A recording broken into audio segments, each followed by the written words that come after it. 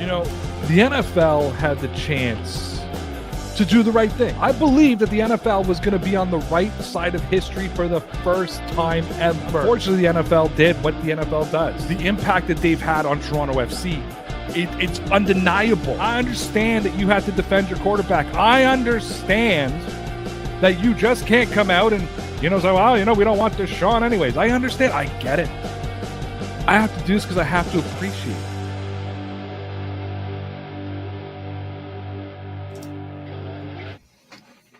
Yes, and we are back. What's going on, everybody? And welcome to Ray's Sports Rant. My name is Ray Rout, and we are here for the Dean Blundell Network over at deanblundell.com. I know we're not supposed to timestamp things on the internet and the podcast world, but I do sports, and it's very topical. And today is September the 2nd, 2022. This is episode number 15. Of the Ray's Sports Rant podcast. A few things I want to talk about tonight. My main story that I'm going to be talking about is, did Tom Brady and Ben Roethlisberger raise the bar too high for young quarterbacks? Odell Beckham Jr., the New England Patriots, have mutual interest again. Is Pats Nation just done with this conversation? Do you remember a little while ago when Timmy Trumpet showed up to, what is it, MetLife Stadium? Or is it Shea Stadium? Met Stadium? I'm not sure. And played Edwin Diaz's entrance song. I got a question for you. Is there pressure on teams to play guys when the organization set things up? And I'll finish off with a little bit of Buffalo Bills talk. Should the Bills Mafia be worried about Buffalo's old roster? Who knows? Let's get in number one, though. So let's talk about some things that maybe have changed the course of how we think about quarterbacks in this new generation. By the time Tom Brady was wrapping up his 5th season as an NFL quarterback, he was obviously with the New England Patriots. They were celebrating their 3rd Super Bowl championship. Ben Roethlisberger won his 2nd Super Bowl at the end of his 6th year in the NFL. And to me, it sort of raised the bar and expectations for all of the young quarterbacks who are going to enter the NFL. So have Brady and Roethlisberger and some others changed how football fans judge quarterbacks. And this all kind of sparked because of a conversation in a group text with my Who's Got Next partners. Mario asked us, who's the big 3 today? He talked about the big 3 from, the generation. I said it was really the big 5. And he said, who is it? But so when we started having this conversation, it started making me think of Patrick Mahomes. Patrick Mahomes and the Kansas City Chiefs have gone to 4 straight AFC Championship games now, I believe. Chiefs won their first Super Bowl with Mahomes 3 years ago. Went to back-to-back Super Bowls, lost the second one to the Tampa Bay Buccaneers. And yet there are pundits out there, sports fans out there. They look at Patrick Mahomes' last 4 seasons and they're like, hey, you only got 1 Super Bowl out of it. That's a failure. Should have had more rings with that team. Now you lost Tyreek. Your opportunity was wasted. Now, obviously, it's stupid. At least I think it's stupid. If you don't think it's stupid, believe me. Mahomes is one of the best quarterbacks in the NFL. He's probably one day going to go down as one of the best quarterbacks in the history of the NFL. And I don't like saying that. I'm not a Kansas City Chiefs fan. In fact, I probably fight with Kansas City Chiefs fans more than I fight with any other fan base. But I'm telling the absolute truth on that, and I think you guys know I'm telling the truth. He's one of the best. But because of Tom Brady, Ben Roethlisberger, Peyton Manning, Drew Brees, and Aaron Rodgers, some overachieved, some probably underachieved. But what those 5 quarterbacks have done, in my opinion, is they made Super Bowls a quarterback stat. And one thing we know about the NFL is that they have been desperate to create parity across the league. Yet throughout the 2000s, throughout the 2010s, it was a lot of the same faces in the biggest games. Tom Brady, Peyton Manning, Ben Roethlisberger. I think they were responsible for like 14 of 16 Super Bowl appearances. Throw Joe Flacco in there to kind of mix it up. I think Patrick Mahomes was like the one who finally broke up that streak. But we're kind of starting to see the same thing now with Patrick Mahomes, right? Like when you explore this current crop of quarterbacks who are going to be leading the NFL and be the face of the NFL for the next, 10, 15 years, who's the top 5? Like my guess is the face of the leagues are going to be Lamar Jackson, Joe Burrow, Josh Allen, Justin Herbert, and of course Mahomes. Now, look, if you're a Baltimore Ravens fan, Cincinnati Bengals, Buffalo Bills, Los Angeles Chargers, or Kansas City Chiefs fan, well, that's great news. Phenomenal. You're going to see your team there for a long time. It's terrible news if you're the NFL, because parity has been thrown out the window again. And yeah, I hate it now because I'm a New England Patriots fan. But I didn't hate it the whole time Tom Brady was doing it. So I'm not going to whine about it now. I'm not going to complain that it's another team's opportunity to somewhat experience what I got to experience in New England.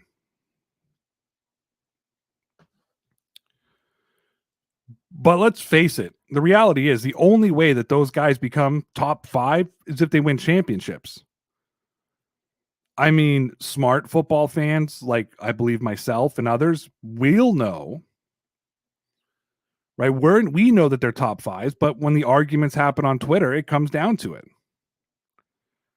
Tom Brady with his 7 championships, Ben Roethlisberger with his 2, Peyton Manning with his 2. It's changed how NFL fans judge success. There's a lot of people out there. There's a lot of pundits out there, a lot of those talking sports heads. And I know I'm one, relax. But there's a lot of those people out there that say Aaron Rodgers has underachieved and he has had a bit of a failure of a career. Yes, lots of MVPs, but only 1 championship. Drew Brees, only 1 championship.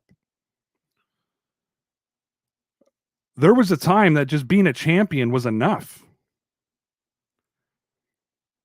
But the Patriots and the Steelers, along with Peyton Manning, both in Indianapolis and Denver, they created a narrative that you have to win multiple championships to be considered successful and be considered one of the top players of your era. And I'll say that the carryover from the 2000s and the 2010s is a lot stronger than the carryover, say, from the 1970s Steelers or the 1980s San Francisco 49ers or the 1990 Cowboys. The carryover from the Patriots, it's way stronger. Maybe it's because of the advent of social media. I don't know. But right now, this is just my opinion. Maybe I'm totally wrong. But I think for at least the next 25 to 30 years, all quarterbacks are going to be compared to Tom Brady and company. It's not fair, but it's kind of a reality that people are going to have to live with for the rest of their life. All right, let's move on here. So I saw this come up on Twitter today, and it literally just made me roll my eyes. Odell Beckham Jr., who's a free agent right now, current Super Bowl champion. Apparently him and the New England Patriots have mutual interest again. And I'm asking, is Pats Nation just done with this conversation? If you're a Patriots fan, let me know in the comments. Because we've been hearing about Odell Beckham to New England for at least the last 6-7 years now. We've heard about how close they got to trading for him with the Giants, but the Giants pulled out, and then they almost signed him last year when he got released by the Browns, but he was signed with the Rams, which was probably the best choice because he got to go off and win a championship. But I mean, this emotional roller coaster of OBJ to New England just keeps happening over and over and over again. And when the Patriots went and got Devontae Parker from the Miami Dolphins, to me, that ended all Odell Beckham Jr. conversations. But now Tyquan Thornton is hurt. We don't know. Maybe his injury is going to be a lot worse than we thought. I know he's eligible to come back in 4 weeks.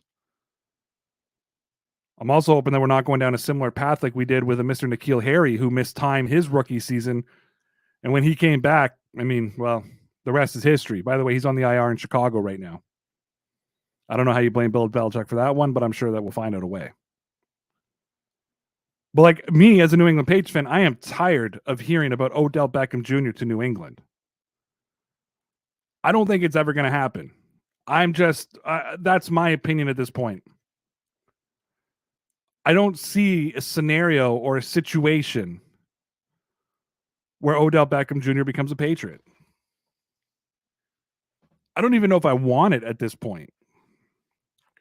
I don't believe that the New England Patriots should be considered contenders for the Super Bowl this year, and I don't think bringing in Odell Beckham Jr. changes that. And it brings me back to a conversation I was just listening to on the Dean Blundell show. They had Casey Stern on. They were talking about the Toronto Blue Jays. And Casey Stern basically said that, all these people, the Toronto media and probably the national media as well, put the Blue Jays on this pedestal before the season started, and now they haven't been able to live up to those expectations. I've been saying that for months. The expectations for the Toronto Blue Jays this year was way too big. The team was never going to be a real serious contender for the World Series, and yet they were constantly in the conversation about it. And I think that's the thing with the New England Patriots right now, especially amongst Patriots fans. And I understand that Patriot fans, especially the younger ones, only know about winning. You only know the Tom Brady era of football. You only know winning, winning, winning. And now that they're not, you're either A, going to react vigorously towards Bill Belichick. I saw some guy on Twitter the other day, just a douchebag, who got a jersey made with number 0 saying fire Bill. Or you're going to have the other ones who over-evaluate every person on the team. And you're going to have really smart football fans as well who still look at the team with rose-colored glasses, who over-evaluate every position. If I thought that Odell Beckham Jr. would be the difference between the Patriots being serious contenders this season and not being serious contenders, then I would be begging Belichick to make this move, even though we don't know when OBJ is even going to play. But at this point in time, I mean, OBJ might as well go back to the Rams, go to another contender, and try to win another Super Bowl, because the Patriots ain't the team. I don't know. I'm sick of hearing about Odell Beckham Jr. to New England. So I said this the other day, that there is no entrance in sports better than the New York Mets closer Edwin Diaz. And the show that they put on the other night with Timmy Trumpet was, I mean, I'm sure if you're a sports fan of any sport, you don't have to be a baseball fan, but if you're just a sport fan, you know that your Twitter timeline was clogged up with videos of that last week, because it was such a great show. That got me thinking today, though. What if the Mets were being blown out like 10-1 that game? Is there a pressure to bring in Edwin Diaz even in that situation? Because he wasn't in a position where it's like you had to give him innings. Sometimes, the team's either blowing out a team or they're being blown out and you bring your closer in, and it's only because it's been a while and you got to get your closer innings. The Mets are holding on to their division right now. The Braves are right behind them. They're not going away. So you're going to be in a stretch and a fight down the stretch to try to hang on and be the top of the division. So at this point in time, you don't want to, exhaust Edwin Diaz just for the sake of it. Now the stars aligned and, baseball lords looked over and said, okay, don't worry, we'll hook you up. And I think it was like a 2-1 game or 3-1 game, and Diaz had to come in and close it off against the Dodgers. So that made complete sense. And it worked, and it was awesome. But I always wonder if they approach the manager and be like, hey, we got Timmy Trumpets in town. He's from Australia. We need you to play Diaz no matter what. Figure out a way to get him into the game, like an all-star game, right? You got to figure out how to get certain guys in just for the pop. Doesn't matter what's happening in the AL. Had to get Mariano Rivera in. I just wonder how much pressure was on it for that. And speaking of Rivera, I tweeted this out the other day, and some people got it, some people didn't. But I basically said, this is this generation's Enter Sandman, right? Because as soon as Enter Sandman came on, you just knew it was done and over, especially at Yankee Stadium. When those trumpets start blowing in New York, you just know Diaz is going to come and he's going to win it for the Mets. And Diaz is such a good closer. I mean, if you just look at his stats from top to bottom, I mean, Seattle's got to watch that and think, what the did we do there? Anyways, final subject I want to talk about tonight. Should the Buffalo Bills be worried about their old roster? So I think I saw today that they're like the second oldest team in Major League Baseball, or sorry, in the NFL. Very football heavy topics today. 3 of the 4. It's almost football season. That's going to happen. But lots of soccer happening tomorrow. Baseball's back. Probably have more to talk about. And I think that, one of the things to make them very old is, Stephon Diggs, not that old, but you brought in Von Miller, who's like my grandfather's age. So that's obviously going to affect the average age group. But as a Patriots fan, what I can tell Bills Mafia is the Patriots went into a lot of seasons with an old roster. Because I think when you look at Buffalo, they had a lot of young talent on their team. What Brandon Beane has done now is he's brought in some veterans, right? He's brought in some veteran presence with the guys who are becoming veterans on their team, and then bringing in the Von Millers, especially a guy like Von Miller who's been there, done that twice, former Super Bowl MVP. So I think that, I think that you shouldn't be worried at all. I wouldn't even be worried about Von Miller's salary.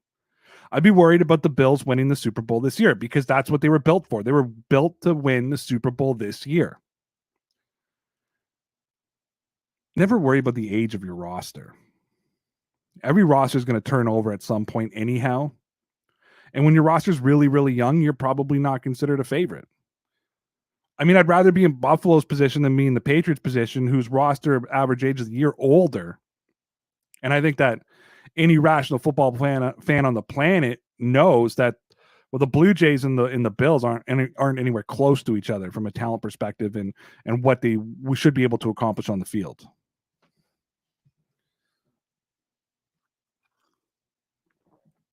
So I wouldn't worry about it. Do you guys have a question? Anybody have a question they want to ask me? If you do, hit me up on Twitter at DPN_Ray. Just tweet at me.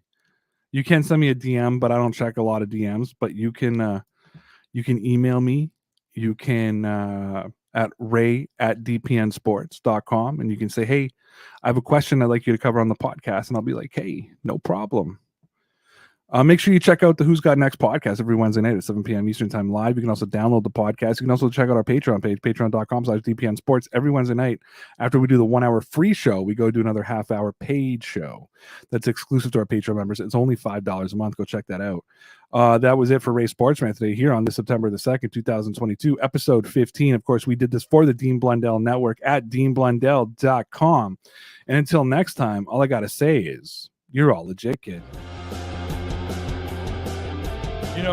The NFL had the chance to do the right thing. I believe that the NFL was going to be on the right side of history for the first time ever. Unfortunately, the NFL did what the NFL does. The impact that they've had on Toronto FC, it's undeniable. I understand that you have to defend your quarterback. I understand that you just can't come out and, say, well, we don't want Deshaun anyways. I understand. I get it.